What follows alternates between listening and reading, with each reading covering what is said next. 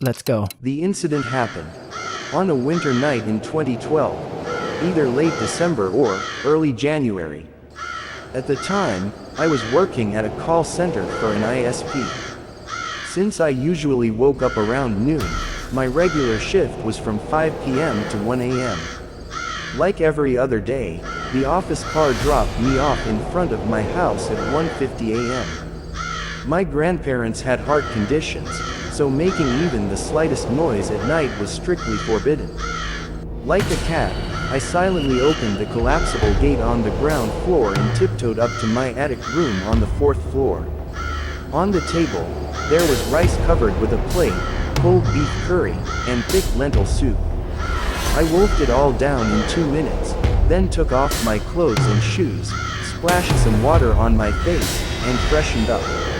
It was 2:06 a.m., late night for most, but the start of my night. As soon as I got out of the car, I noticed a bright, shimmering moon in the sky, like an overturned silver plate.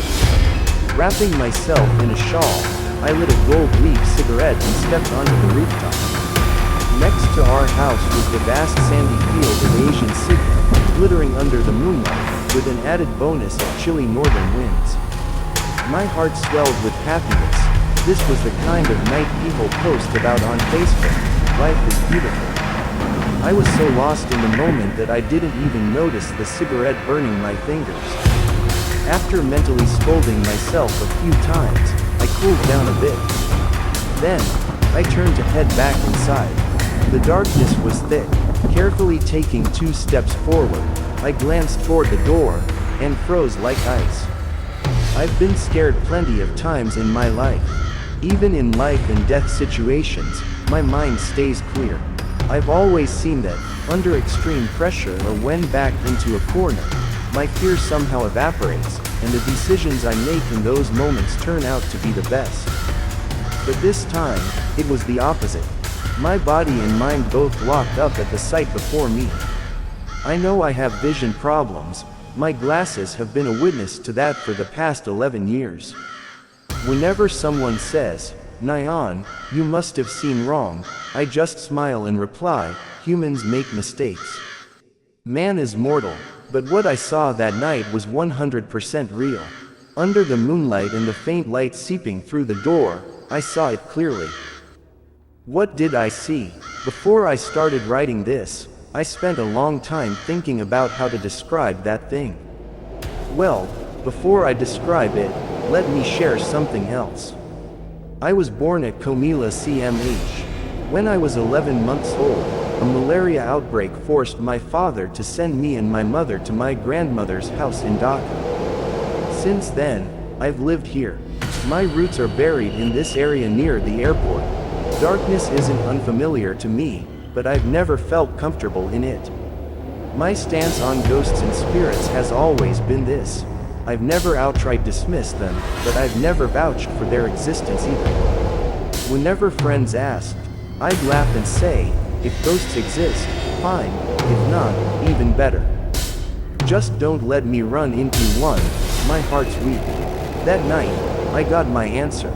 I have no idea what that thing was. Maybe, in religious terms, it was an evil jinn. Maybe, like the childhood ghost stories, Mamdobu, Skandakata, or some restless spirit. It was about a head taller than me, wrapped in a white shroud, like the kind used for burial. Its outline was unmistakable under the moonlight. Fully covered, as if freshly dressed after a bath. The hair on the back of my neck stood up for the first time in my life. I stood there, staring in disbelief. My brain wasn't functioning. At that moment, 80% of my thoughts were pure terror.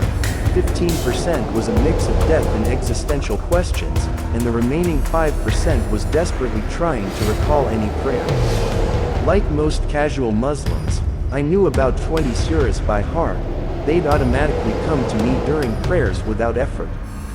But that night, I couldn't remember a single verse, not even an Arabic letter. My mind was a runaway train of thoughts. What is this?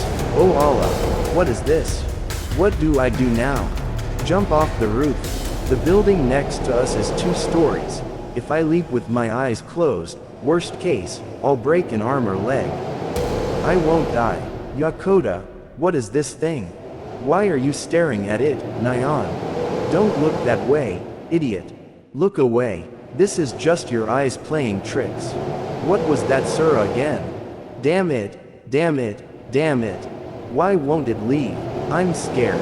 Wake up, wake up. You idiot, do you think it's a chicken you can shoo away? Allah, oh Allah, what do I do now? Why won't it leave?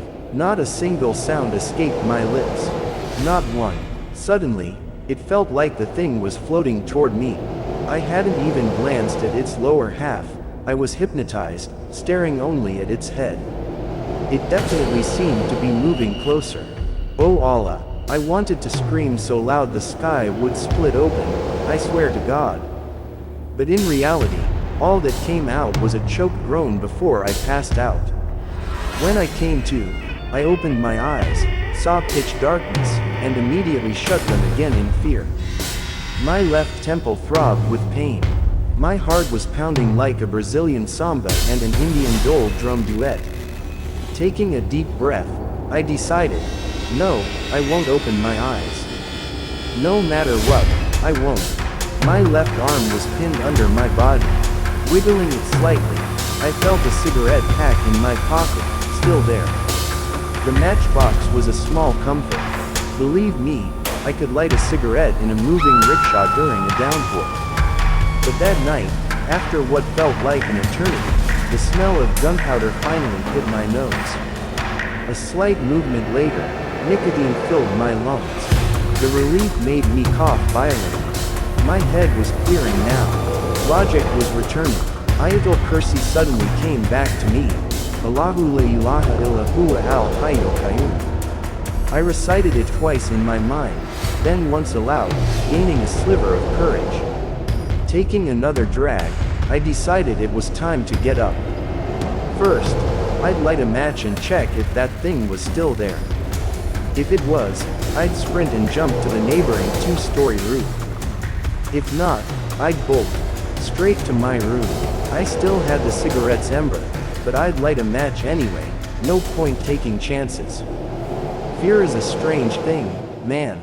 Phew. Lighting the match, opening my eyes, scrambling up, rushing inside, and locking the door, all of it took 5 seconds. Trust me, only 5 seconds. As I turned, I saw my phone vibrating on the table.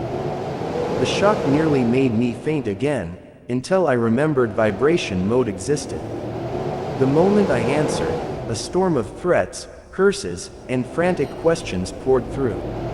After 2 more cigarettes and a lot of stuttering, I finally told my girlfriend the whole story. And then, in a voice dripping with sarcasm, she said, "How many more lies are you going to tell me?"